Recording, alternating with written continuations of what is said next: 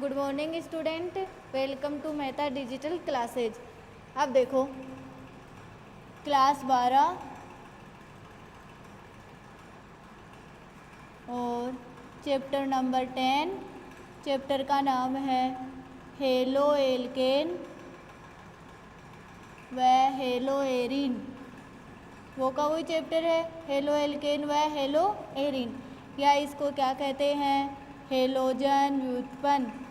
क्या मानते हैं, हेलोजन व्युत्पन्न। इससे पहले वाली क्लास में मैंने आपको हेलो एल्केन का बारे में बता दिया था, हेलो एल्केन का वर्गीकरण पढ़ा दिया था। अब देखो आप हेलो एल्केन का नामकरण, हेलो एल्केन का क्या करना है, नामकरण। हेलो एल्केन का नामकरण, हेलो एल्केन का नामकरण अपन साधारण और आईयूपीएसी दोनों पढ़ेंगे। हेलो एल्केन का साधारण नाम, हेलो एल्केन का साधारण नाम एल्किल हेलाइड से करते हैं। किससे करते हैं, एल्किल हेलाइड से। और हेलो एल्केन का जो आईयूपीएसी नाम होता है, हेलो एल्केन का आईयूपीएसी नाम नंबर ऑफ हेलो एल्केन से करते हैं। नंबर और किसे करोगे, हेलो एल्केन से, नंबर हेलो एल्केन से। हेलो एल्केन का साधारण नाम किसे करोगे, एल्किल हेलाइड से। और हेलो एल्केन का आईयूपीएसी नाम किसे करोगे, नंबर हेलो एल्केन से। जैसे ये तो क्या हो गई, क्रम संख्या, और ये क्या हो गया, संरचना सूत्र। क्या हुआ, संरचना सूत्र। और ये क्या हो गया, साधारण नाम, साधारण नाम। और ये क्या हुआ, आईयूपीएसी नाम। कौन सा नाम हुआ, आईयूपीएसी नाम। अपन टेबल बना रहे हैं। देखो नामकरण मैंने आपको 11th क्लास में भी पढ़ाया है, पूरा नामकरण पढ़ाया है। देखो संरचना सूत्र, साधारण नाम और आईयूपीएसी नाम। क्रम संख्या 1 पे संरचना सूत्र है CH3Cl। जरूरी नहीं आप Cl ही लो, फ्लोरो भी ले सकते हो, ब्रोमो भी ले सकते हो, आयोडो भी ले सकते हो। CH3Cl। इसका साधारण नाम है मेथिल क्लोराइड। साधारण नाम क्या है, मेथिल क्लोराइड। क्योंकि साधारण नाम किसे करते हैं, एल्किल हेलाइड से। आईयूपीएसी नाम किसे कहते हैं, नंबर हेलो एल्केन से। तो इसका साधारण नाम क्या हो गया, मेथिल क्लोराइड। और आईयूपीएसी नाम क्या हो गया, क्लोरोमेथेन। आईयूपीएसी नाम क्या हुआ है, क्लोरोमेथेन। अब देखो क्रम संख्या 2, क्रम संख्या 2 पे संरचना सूत्र क्या हो गया, CH3CH2Cl। यानी कितने कार्बन हैं, 2। तो साधारण नाम क्या हो गया, एथिल क्लोराइड। साधारण नाम क्या हुआ है, एथिल क्लोराइड। और आईयूपीएसी नाम क्या हो गया, क्लोरोएथेन। आईयूपीएसी नाम क्या हुआ, क्लोरोएथेन। इसी प्रकार तीसरे नंबर का संरचना सूत्र आप लोगे। अब देखो जैसे आपके पास तीसरे नंबर पे संरचना सूत्र है, ये तो हो गई क्रम संख्या, ये हो गया संरचना सूत्र। क्या हो गया, संरचना सूत्र। और ये क्या हो गया, साधारण नाम। साधारण नाम, साधारण नाम थोड़ा आगे लिख देती हूँ ताकि संरचना सूत्र आसानी से आ जाए। ये क्या हो गया, साधारण नाम। और ये क्या हो गया, आईयूपीएसी नाम। क्या हो गया, आईयूपीएसी नाम। संरचना सूत्र क्रम संख्या 3 पे संरचना सूत्र जैसे आप लिख रहे हो CH3CH2CH2Cl। तो इसका साधारण नाम क्या हो गया, N propyl chloride. N propyl chloride.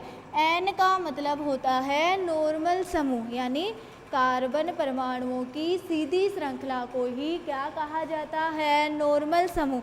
तो इसका नाम क्या हो गया, एन प्रोपिल क्लोराइड। IUPAC नाम देखो क्या हो गया 1 2 3, क्योंकि IUPAC नाम किसे दोगे, नंबर हेलो एल्केन से। तो देखो एक नंबर पे क्या है क्लोरो, तो 1 क्लोरो श्रृंखला कितने कार्बन की बनी है, 3 की, तो नाम क्या हो गया 1 क्लोरोप्रोपेन। नाम क्या हुआ 1 क्लोरोप्रोपेन। अब देखो 4 नंबर पे है CH3, इसका आइसो बना सकते हो ना, CH3 और यहाँ पे क्या लगा दूँ Cl। अब इसका देखो कौन सा ग्रुप है आइसो, क्योंकि एक कार्बन से कितने मेथिल समूह जुड़े हुए हैं 2, तो इसका साधारण नाम हो गया isopropyl chloride, isopropyl chloride.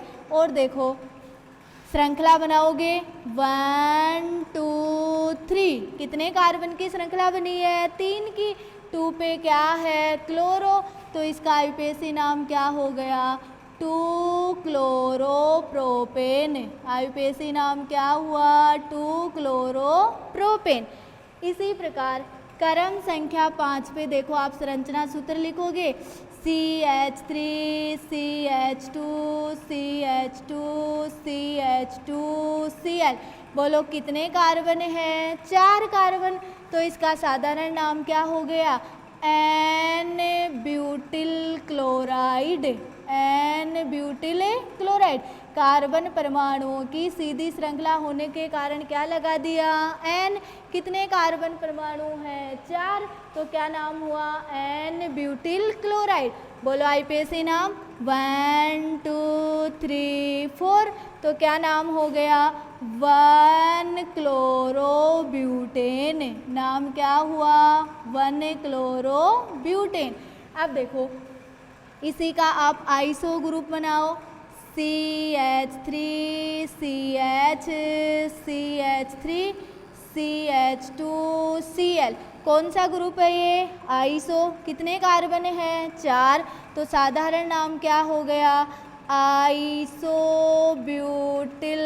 Chloride.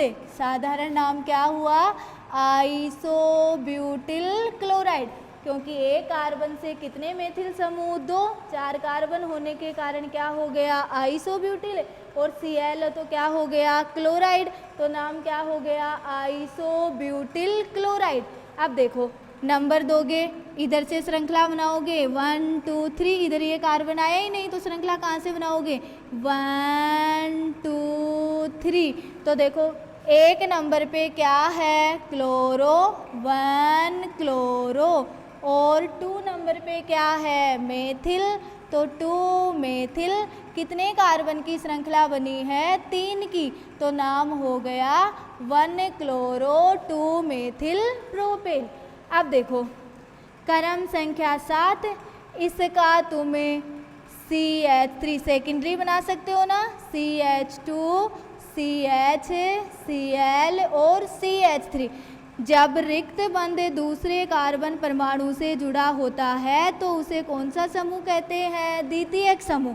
रिक्त बंध क्रियात्मक समूह के लिए प्रयुक्त होता है, न कि कार्बन परमाणुओं के लिए। तो बताओ ये कौन सा समूह है द्वितीयक समूह, तो इसका नाम क्या हो गया द्वितीयक ब्यूटिल, क्योंकि कितने कार्बन हैं 4, द्वितीयक ब्यूटिल क्लोराइड, द्वितीयक ब्यूटिल क्लोराइड। IUPAC नाम करोगे 1 2 3 4, तो IUPAC नाम बोलो 2 क्लोरोब्यूटेन। IUPAC नाम क्या हो गया 2 क्लोरोब्यूटेन। अब देखो जैसे आप 8 नंबर पे करोगे CH3 C, इसका तृतीयक समूह भी बन सकता है ना, CH3 Cl और CH3। वही कितने कार्बन हैं 4, इसमें भी कितने कार्बन हैं 4, कितने हाइड्रोजन हैं 9, इसमें भी कितने हैं 9। जब रिक्त बंध तीसरे कार्बन से जुड़ा होता है तो वो कौन सा समूह होता है तृतीयक समूह। तो देखो इसका साधारण नाम क्या हो गया तृतीयक ब्यूटिल क्लोराइड, तृतीयक ब्यूटिल क्लोराइड। IUPAC नाम करो। 1 2 3, 2 पे क्या है क्लोरो, तो 2 क्लोरो, और 2 पे क्या है मेथिल, तो 2 मेथिल। कितने कार्बन की श्रृंखला है 3 की, तो नाम क्या हो गया 2 क्लोरो 2 मेथिल प्रोपेन। अब देखो एक सूत्र और समझ लो, एक संरचना सूत्र और, तो हेलो एल्केन का साधारण नाम तो एल्किल हेलाइड से करते हैं, और IUPAC नाम किससे करोगे नंबर हेलो एल्केन से। अब 9 नंबर पे देखो, जैसे मैंने संरचना सूत्र ऐसे लिख दिया CH3 CH3 CH3, और यहाँ पे मैंने लिख दिया CH2Cl। जब एक कार्बन परमाणु 4 अलग अलग कार्बन परमाणु से जुड़ा होता है तो उसे कौन सा समूह कहते हैं नियो समूह। तो बताओ ये कौन सा समूह है नियो। कितने कार्बन है 5, 1 2 3 4 5, तो इसका नाम क्या हो गया नियो पेंटिल क्लोराइड। नाम क्या हुआ neo pentyl chloride, neo pentyl chloride. अब IUPAC नाम देखो 1 2 3, इधर से भी जाओगे तो 3 कार्बन की, इधर से भी कितने कार्बन की 3 की, तो देखो बताओ 1 chloro 2 2 dimethyl propane, 1 chloro 2 2 dimethyl propane, क्योंकि कितने कार्बन की श्रृंखला बनी है 3 की। ये है हेलो एल्केन का नामकरण। हेलो एल्केन का आपने साधारण नाम भी पढ़ा है और कौन सा नाम पढ़ा है IUPAC नाम भी पढ़ा है। साधारण नाम एल्किल हेलाइड से करते हैं और IUPAC नाम नंबर हेलो एल्केन से करते हैं। जैसे ये कितने कार्बन की श्रृंखला है 3 की, तो साधारण नाम N प्रोपिल क्लोराइड।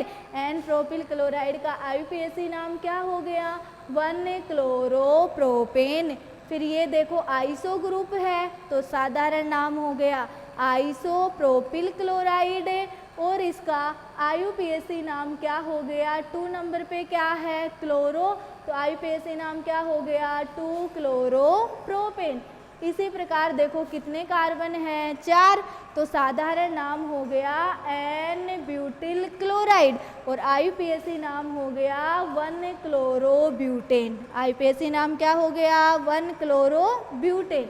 अब देखो ये देखो कौन सा ग्रुप है आइसो, कितने कार्बन हैं 4, तो साधारण नाम हो गया आइसो ब्यूटिल क्लोराइड, और IUPAC नाम हो गया 1 chloro 2 methyl propane, 1 chloro 2 methyl propane. अब देखो क्योंकि 1 पे क्लोरो है 2 पे क्या है मेथिल है। अब देखो ये संरचना सूत्र है, कौन सा समूह है द्वितीय, क्योंकि रिक्त बंध किससे जुड़ा हुआ है द्वितीय कार्बन परमाणु से, तो कौन सा समूह हुआ द्वितीयक समूह। तो देखो द्वितीयक ब्यूटिल क्लोराइड, क्योंकि कितने कार्बन हैं 4, IUPAC नाम क्या हो गया 2 क्लोरो ब्यूटेन।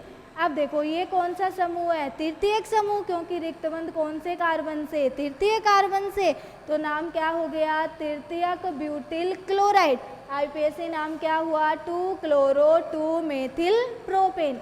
अब देखो ये कौन सा समूह है नियो, क्योंकि एक कार्बन कितने कार्बन परमाणुओं से 4 से अलग अलग, उसे क्या कहते हैं नियो। कितने कार्बन हैं 5, तो नाम क्या हुआ नियो पेंटिल क्लोराइड। IUPAC नाम देखो 1 पे क्या है क्लोरो, 2 पे क्या है डाईमेथिल, तो 1 क्लोरो 2 डाईमेथिल प्रोपेन। ये आपका हो गया हेलो एल्केन का नामकरण।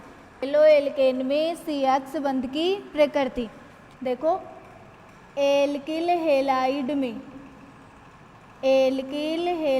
में हेलोजन परमाणु की विद्युत ऋणता, किसकी विद्युत ऋणता हेलोजन परमाणु की विद्युत ऋणता कार्बन परमाणु से अधिक होती है। हेलोजन परमाणु की विद्युत ऋणता कार्बन परमाणु से क्या होती है अधिक होती है, कार्बन परमाणु से अधिक होती है।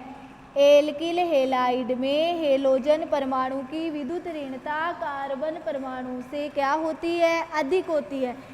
अतः बंध के बंधित इलेक्ट्रॉन युग्म, बंध के बंधित इलेक्ट्रॉन युग्म कार्बन परमाणु की तरफ खिसक जाते हैं। बंधित इलेक्ट्रॉन युग्म किसकी तरफ खिसक जाएंगे?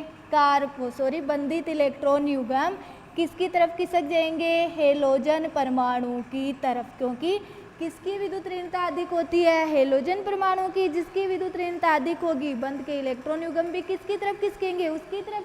तो एल्किल हैलाइड में हेलोजन परमाणु की विद्युत ऋणता कार्बन परमाणु से अधिक होती है, अतः बंध के बंधित इलेक्ट्रॉन युग्म हेलोजन परमाणु की तरफ खिसक जाते हैं।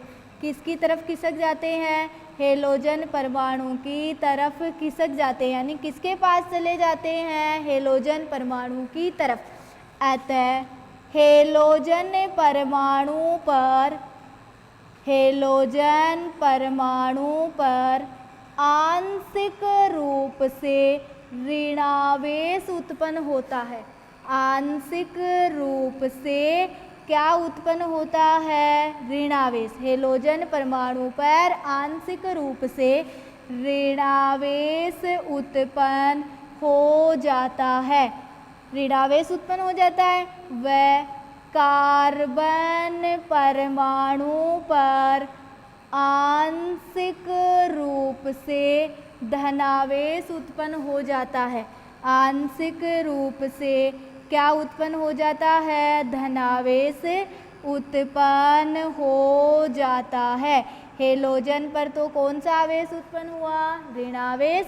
और कार्बन परमाणु पे कौन सा उत्पन्न हुआ? धनावेश। अर्थात बंध में ध्रुवीयता आ जाती है। बंध में क्या आ जाती है? ध्रुवीयता। बंध में ध्रुवीयता उत्पन्न हो जाती है। बंध में ध्रुवीयता क्या हो जाती है? उत्पन्न हो जाती है। इस कारण कार्बन हेलोजन बंध की प्रकृति, कार्बन हेलोजन बंध की प्रकृति कैसी होती है? ध्रुवीय सहसंयोजक होती है। कार्बन हेलोजन बंध की प्रकृति कैसी होती है? ध्रुवीय सहसंयोजक होती है। तो हेलो एल्केन में कार्बन हेलोजन बंध की प्रकृति पढ़ रहे हो तो आप बताओगे एल्किल हैलाइड में हेलोजन परमाणु की विद्युत ऋणता कार्बन परमाणु से क्या होती है? अधिक होती है। अतः बंध के बंधित इलेक्ट्रॉन युग्म हेलोजन परमाणु की तरफ खिसक जाते हैं। अतः हेलोजन परमाणु पर आंशिक रूप से ऋणावेश उत्पन्न हो जाता है। वह कार्बन परमाणु पर आंशिक रूप से क्या उत्पन्न हो जाएगा? धनावेश। धनावेश और ऋणावेश का मतलब होता है बंध में क्या उत्पन्न हो जाती है? ध्रुवीयता। इस कारण CX बंध की प्रकृति कैसी होती है? ध्रुवीय सहसंयोजक होती है। जैसे मैंने आपको 11वीं क्लास में प्रेरणिक प्रभाव भी पढ़ाया था ना। प्रेरणिक प्रभाव को किससे दर्शाया गया था? इस तीर के निशान से। तो देखो इस पे तो आंशिक रूप से क्या उत्पन्न हुआ? ऋणावेश। और इस पे आंशिक रूप से क्या उत्पन्न हो गया? धनावेश। इस कारण कार्बन हेलोजन बंध की प्रकृति कैसी होती है? ध्रुवीय सहसंयोजक होती है। अब देखो अपना अगला टॉपिक है हेलो एल्केन बनाने की विधियाँ। हेलो एल्केन बनाने की विधियाँ। हेलो एल्केन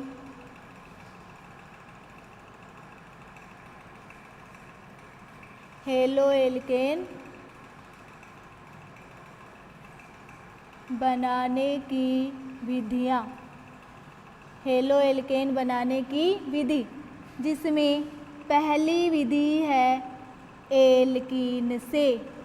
पहली विधि किससे करोगे? एल्कीन से।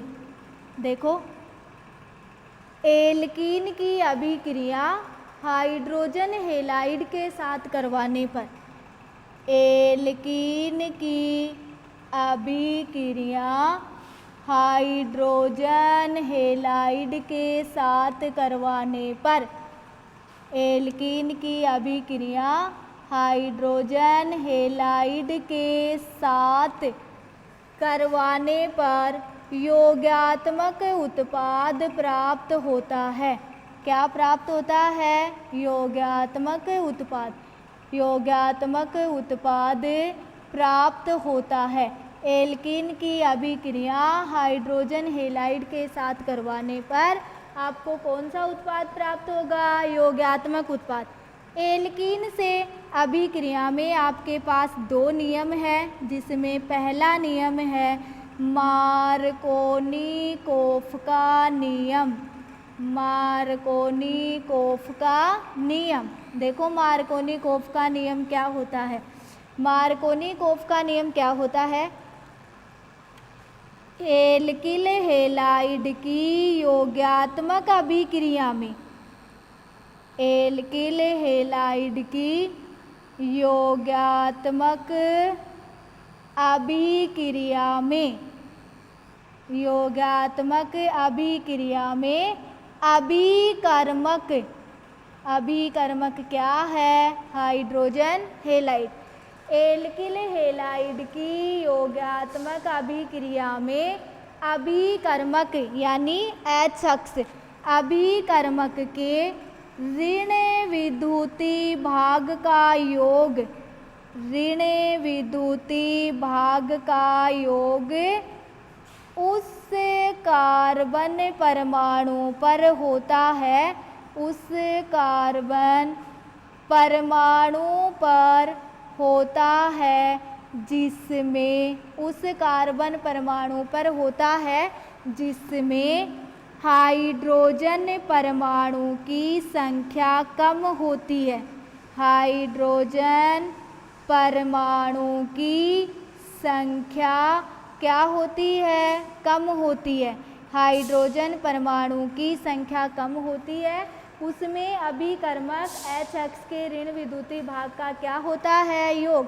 एल्किल हैलाइड, आपने कहा एल्किन की अभिक्रिया हाइड्रोजन हैलाइड के साथ करवाने पर आपको क्या प्राप्त होता है? योगात्मक उत्पाद प्राप्त होता है।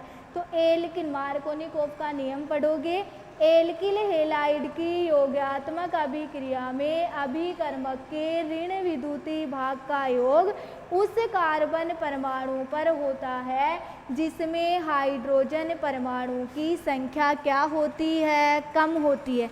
जैसे आप एल्कीन से पढ़ रहे हो तो इसका एग्जाम्पल है, जैसे CH3 CH double bond CH2, इसका नाम क्या है? प्रोपीन। क्या नाम है? प्रोपीन।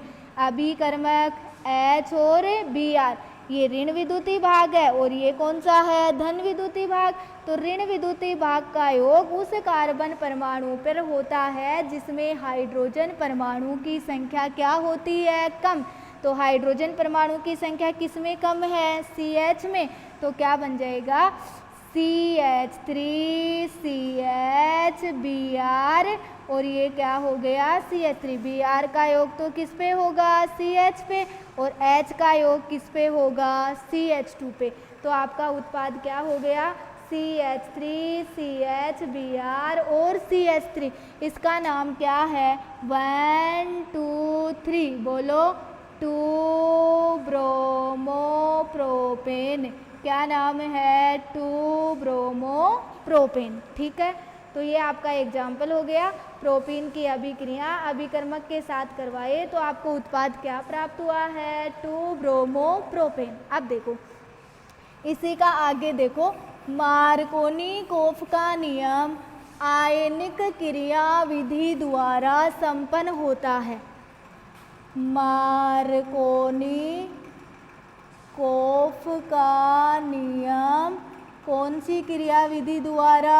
आयनिक। मार्कोनिकोफ का नियम आयनिक क्रिया विधि द्वारा संपन्न होता है। आयनिक क्रिया विधि द्वारा क्या होता है? संपन्न होता है। आयनिक क्रिया विधि द्वारा क्या होगा? संपन्न होता है। कौन सी क्रियाविधि द्वारा? आयनिक, यानी इसकी क्रियाविधि में आपको क्या प्राप्त होंगे? आयन प्राप्त होंगे। तो मार्कोनिकोव का नियम आयनिक क्रियाविधि द्वारा संपन्न होता है। इसमें दो प्रकार के कार्बोकेटाइन, इसमें दो प्रकार के कार्बोकेटाइन प्राप्त होते हैं। दो प्रकार के कार्बोकेटाइन प्राप्त होते हैं। कितने प्रकार के कार्बोकेटाइन प्राप्त होते हैं? दो प्रकार के। दो प्रकार के कार्बोकेटाइन, और दो प्रकार के कार्बोकेटाइन कौन से प्राप्त होते हैं? 1 डिग्री व 2 डिग्री। दो प्रकार के कार्बोकेटाइन 1 डिग्री व 2 डिग्री प्राप्त होते हैं, जिसमें 2 डिग्री कार्बोकेटाइन का स्थायित्व अधिक होता है। 2 डिग्री कार्बोकेटाइन का स्थायित्व, 2 डिग्री कार्बोकेटाइन का स्थायित्व क्या होता है? अधिक होता है। 2 डिग्री कार्बोकेटाइन का स्थायित्व अधिक होता है। मार्कोनिकोव का नियम आयनिक क्रियाविधि द्वारा संपन्न होता है। इसमें दो प्रकार के कार्बोकेटाइन 1 डिग्री और 2 डिग्री प्राप्त होते हैं, जिसमें 2 डिग्री कार्बोकेटाइन का स्थायित्व क्या होता है? अधिक होता है। अब देखो, इस नियम में अभिक्रिया के दौरान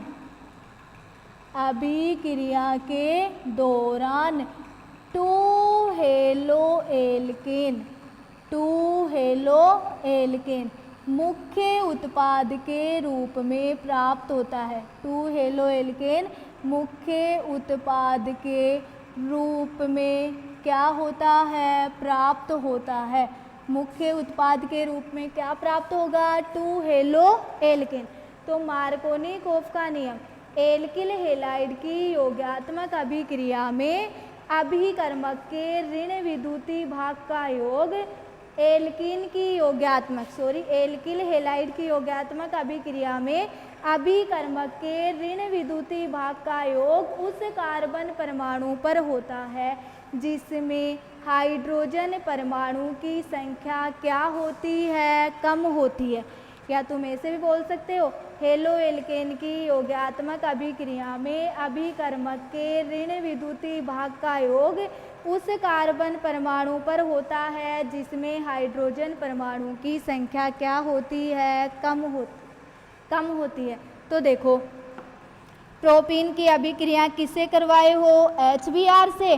तो आपको क्या प्राप्त हुआ है? 2 हेलोएल्केन मुख्य उत्पाद के रूप में 2 ब्रोमोप्रोपेन। मार्कोनिकोव का नियम कौन सी क्रियाविधि द्वारा संपन्न होता है? आयनिक क्रियाविधि द्वारा। इसमें कितने प्रकार के कार्बोकेटाइन प्राप्त होते हैं? 2 प्रकार के, 1 डिग्री और 2 डिग्री, जिसमें 2 डिग्री कार्बोकेटाइन का स्थायित्व क्या होता है? अधिक होता है। इस नियम में अभिक्रिया के दौरान क्या प्राप्त होता है? 2 हेलोएल्केन मुख्य उत्पाद के रूप में प्राप्त होता है। 2 हेलोएल्केन क्या होता है? मुख्य उत्पाद के रूप में प्राप्त होता है। अब देखो, जैसे इसकी क्रियाविधि करोगे आप, क्रियाविधि मार्कोनिकोव के नियम की क्रियाविधि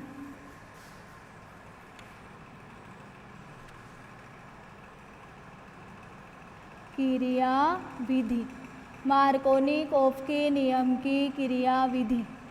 देखो, क्रियाविधि में आपने अभिकर्मक क्या लिया है? HBr। क्या लिया है? HBr।